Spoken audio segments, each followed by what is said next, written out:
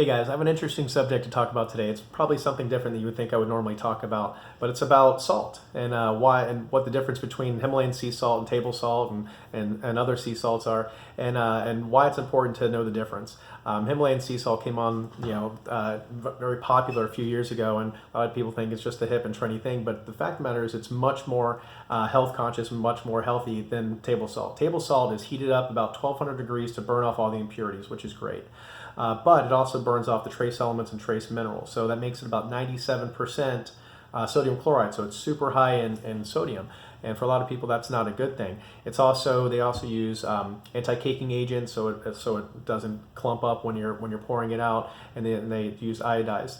That's iodized, so it has iodine in it. And really, that's not a mineral that we're very deficient on in this country. There was a time, but it's really not a big deal at this point.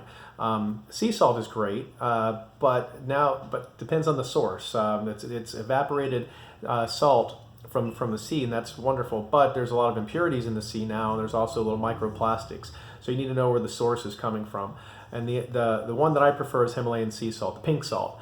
And it's pink, and it's because it has some iron in it, which is great. A lot of people are low in iron, iron deficiency anemia, so it helps with that. But it's only about 85% sodium chloride, which means it has about 15% trace minerals. It's mined in the Himalaya from old seabeds in the Himalayan mountains, and so it's not touched by human pollution, so to speak. So hope that helps. That those trace elements it's a great source of magnesium, which most of the people are deficient in this country. A lot of muscle crampings come from that. It helps to promote a healthy pH balance in your body, helps regulate blood sugar and your sleep cycles and stuff. So think about the salt that you use in your food every day, and I hope that helps. Take care, guys.